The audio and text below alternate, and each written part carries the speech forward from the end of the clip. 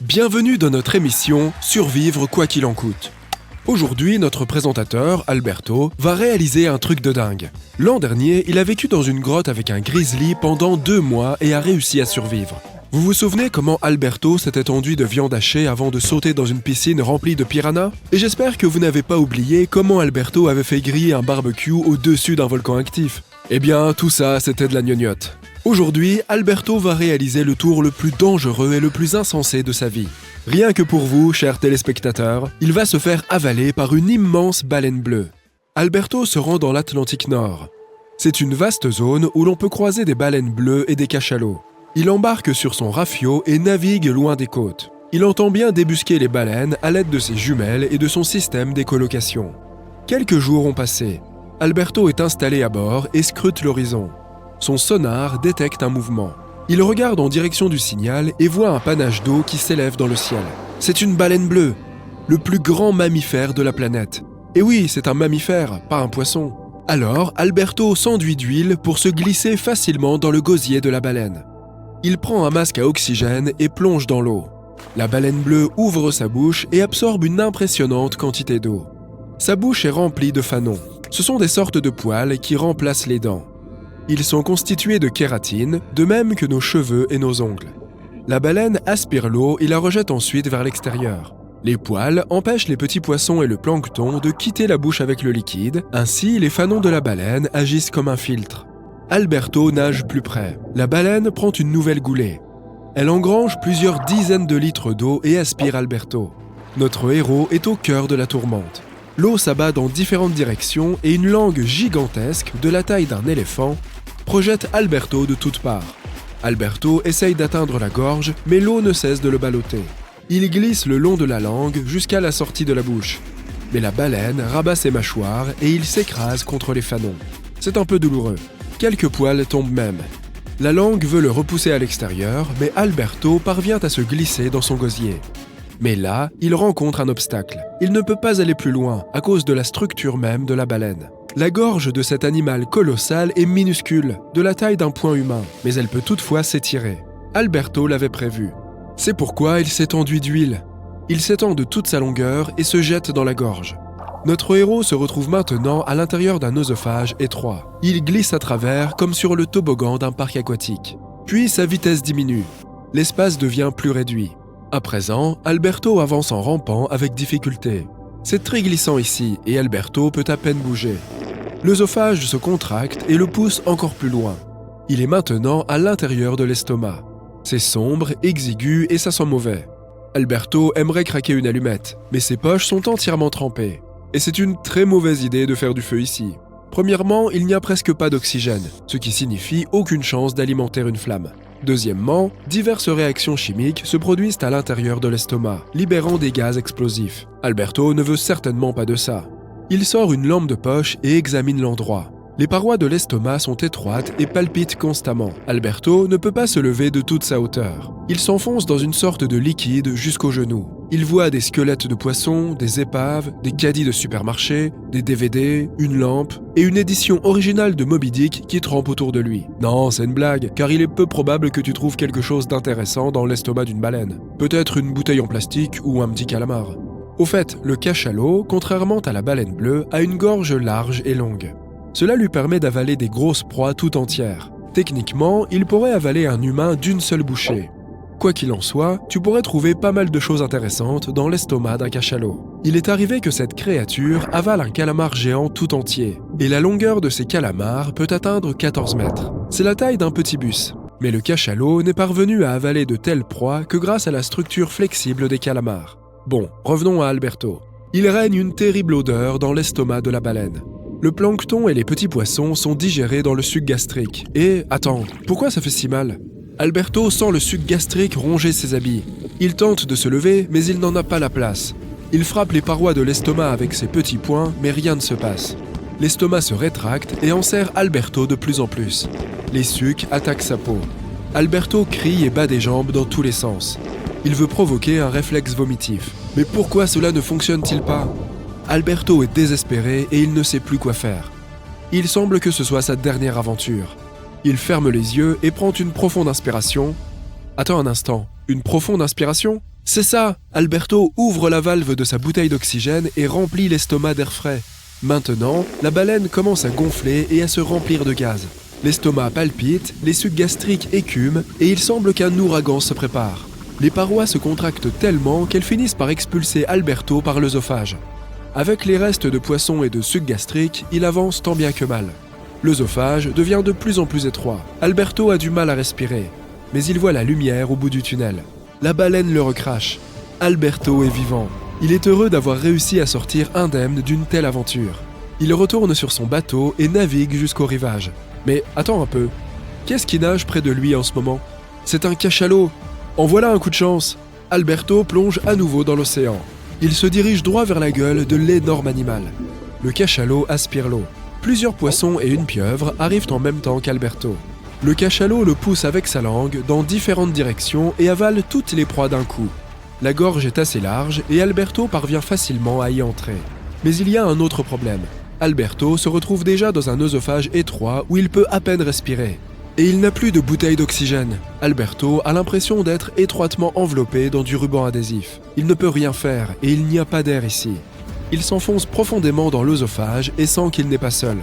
En plus de la pieuvre, il ressent les mouvements d'immenses tentacules. Waouh! C'est un calamar géant!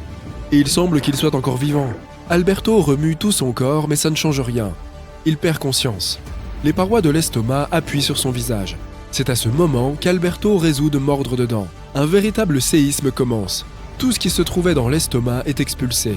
Enfin, Alberto se retrouve dehors. Un calamar colossal nage le plus loin possible.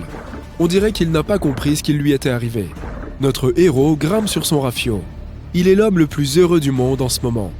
Il démarre le moteur et fait cap sur le rivage.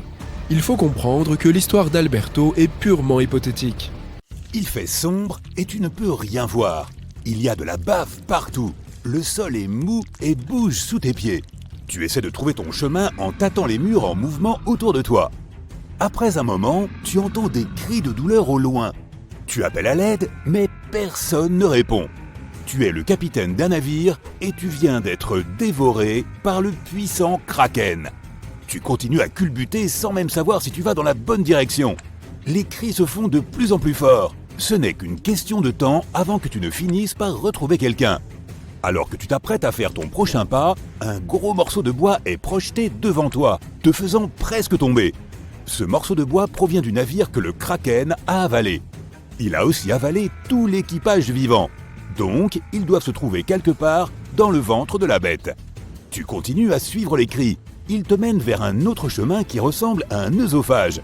Tu attrapes un morceau de bois et tu glisses le long de ses entrailles gluantes. Il fait sombre, alors tu déchires un morceau de tissu de ta chemise et l'enroules autour d'une grande planche. Puis, tu y mets le feu. Cette torche de fortune te permet de voir où tu vas dans les moindres détails. Tu peux distinguer les grandes veines qui palpitent à l'intérieur. Chaque veine pourrait contenir plus de 3 personnes. Après un moment, tu commences à voir davantage de débris de ton bateau, y compris les trésors que tu avais découverts et conservés à fond de cale. Mais maintenant, ces énormes tas d'or n'ont plus aucun intérêt, puisque tu es à la recherche de ton équipage dans cet intérieur sombre et malodorant. Tu arrives à un embranchement où il semble y avoir plusieurs tunnels, chacun menant à un endroit différent. Tu sais qu'il est impossible de ressortir par la bouche, alors il n'y a pas d'autre solution que de s'enfoncer plus loin. Tu décides de suivre ton instinct et de te glisser dans le plus petit tunnel, qui est couvert de bave et d'autres liquides. Tu éteins ta torche et la ranges pour t'en servir à nouveau plus tard. Tu te glisses dans la cavité et restes coincé pendant un moment. Le Kraken nage toujours, mais il semble soudain faire une pause. Les veines et autres vaisseaux sanguins géants ralentissent et le tunnel de chair dans lequel tu rampes s'élargit. Avant même de t'en rendre compte, tu dégringoles le long de ce puits jusqu'à ce que tu atteignes un bassin rempli de liquide. À la seconde où tu y plonges, tu commences à sentir l'acide brûler tes vêtements. Tu es dans l'un des estomacs du Kraken. Tu enlèves ta chemise et pagaies sur une planche afin de traverser ce lac d'acide à la rame. Tu peux voir d'autres morceaux brisés de ton navire éparpillés un peu partout. Tout à coup, le Kraken se remet en mouvement et commence à nager très vite. Tu n'as pas d'autre choix que de t'accrocher à la planche et de te maintenir à flot en protégeant tes yeux de l'acide. Tu les fermes. Tu es maintenant projeté plus loin dans l'estomac, là où la digestion doit avoir lieu. Ici, l'acide est encore plus corrosif et fait fondre tout ce qui s'y trouve. L'odeur est atroce et tu n'arrives pas à trouver le moyen de partir. Mais au loin, tu vois certains membres de ton équipage échouer sur une petite île au beau milieu de l'estomac. Tu vois quelques requins qui nagent autour et qui n'ont pas encore été digérés. Il n'y a rien que tu puisses faire pour le moment, à part te frayer un passage et parvenir jusqu'à ton équipage. Tu montes sur un autre morceau de bois et tu rames vers eux. Cette fois, l'acide gastrique s'attaque au bois. Heureusement, un membre de ton équipage te lance une autre planche, alors tu sautes dessus et rames jusqu'à eux. Tu grimpes sur le rivage. Tout le monde est heureux de te voir. Tu essaies de trouver un moyen de vous échapper, mais les sorties sont toutes pleines d'acide. Davantage d'eau s'infiltre, ainsi que de nombreuses créatures marines. L'acide ne cesse de monter, et tout le monde se resserre en tremblant. À un moment donné, le kraken avale une grande baleine à bosse qui se débat dans l'eau acide. Cela agace le kraken qui se met à s'agiter, ballottant tout le monde. Toi, ainsi que beaucoup d'autres, atterrissez sur la baleine et vous y cramponnez fermement. On dirait que le kraken veut expulser cette baleine d'une manière ou d'une autre. Les parois internes de l'estomac se contractent jusqu'à ce qu'il soit suffisamment rétréci pour évacuer le cétacé. Toi et tes membres d'équipage vous accrochez toujours à la baleine, mais ce n'est pas facile. Finalement, le kraken recrache la baleine et nage jusqu'au fond de l'océan. Votre nouveau défi est de nager jusqu'à la surface pour respirer. La baleine vous pousse, toi et tous les autres, vers le haut. Sans elle, personne n'aurait réussi à remonter à la surface pour respirer à temps. Tu ne sais pas où vous vous trouvez. Certains de tes coéquipiers s'accrochent à des débris de ton navire pour rester à flot. Tu nages jusqu'à l'un d'eux et grimpes sur le bout de bois. Mer des Caraïbes, 21 juillet 2047. Le jour est enfin arrivé. L'Institut de recherche pour lequel tu travailles a repéré un énorme requin au large des côtes du Panama. Les scientifiques ont confirmé l'impossible. C'est un mégalodon. Et on t'a confié une mission, étudier cet animal de près et de l'intérieur. En plus, c'est ton anniversaire, mais le gâteau attendra. Le requin est prêt. On lui a donné assez de tranquillisants pour faire dormir 10 éléphants. Il est immobile, mais ton temps est limité car le sédatif se dissipera dans une demi-heure. Allez, c'est parti. Le chef d'équipe te tape dans le dos. Bonne chance et rappelle-toi bien, ne t'approche surtout pas de cette turbine. Ah oui, on a installé une turbine sur le requin pour que l'eau passe à travers ses branchies afin de le faire respirer. Reçu, tu sautes par-dessus bord. Tu règles ton minuteur sur 25 minutes, juste au cas où. Le requin n'est pas très loin de la surface. Il fait 18 mètres de long et pèse environ 50 tonnes. C'est la taille d'un wagon de train. C'est une grande fille. Les mâles ne dépassent pas les 12 mètres. Tu t'approches d'elle, retires l'un de tes gants et tends la main pour la toucher.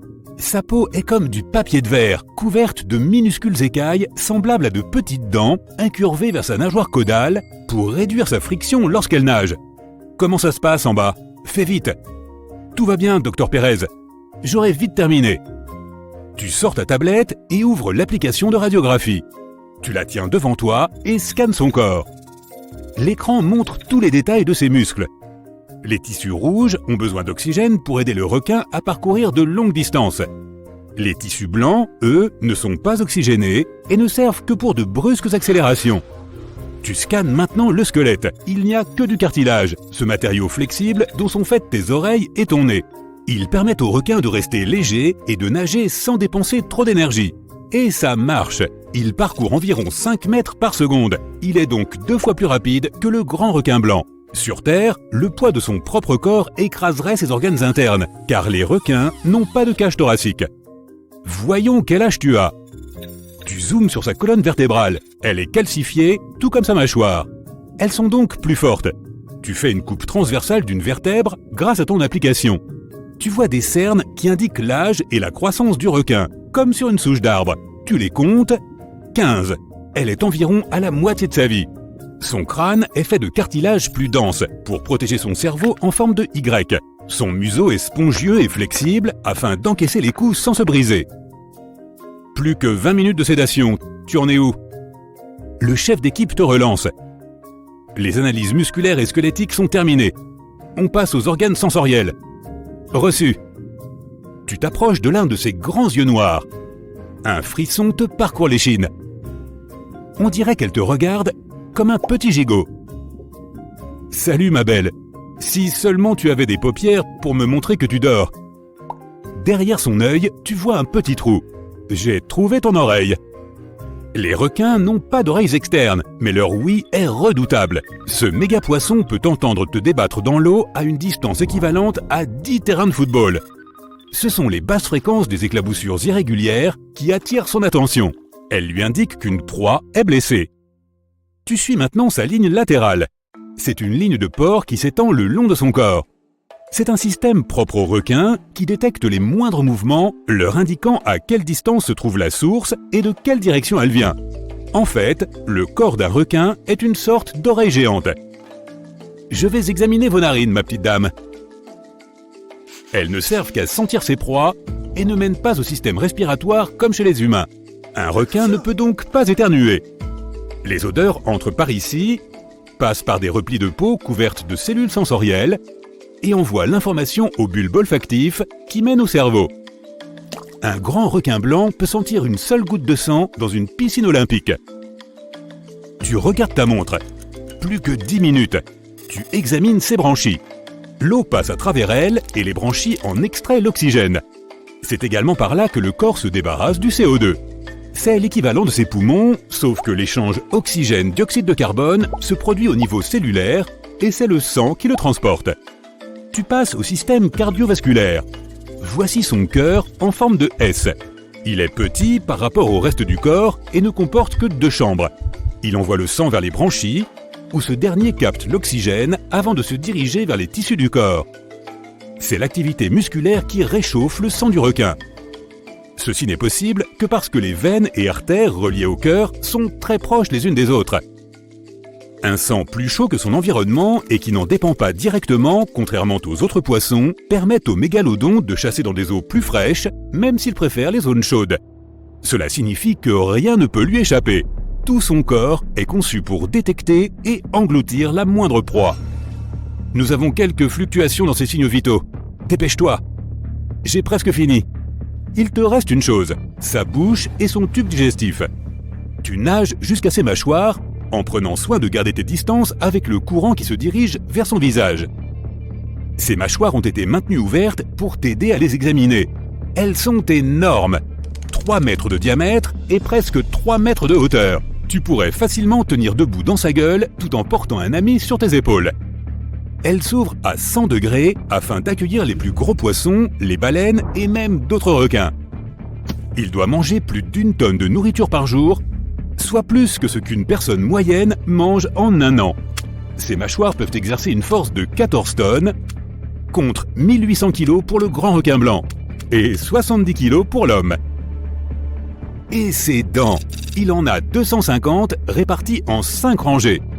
Elles sont tranchantes comme des rasoirs et peuvent briser des os de baleine. Elles sont inclinées vers l'intérieur pour que rien ne puisse sortir de sa gueule. Ses plus grosses dents font la taille de ta main. Hypnotisé, tu t'approches un peu plus quand...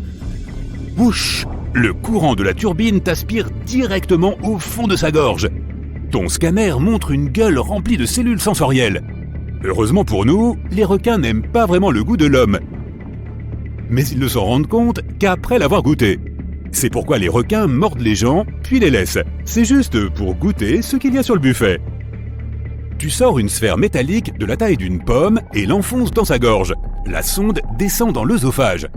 Le tube digestif d'un requin n'est pas un tube fin comme le nôtre. Il est large et se distingue à peine de l'estomac, qui est en forme de U et est rempli d'acides et d'enzymes extrêmement puissants.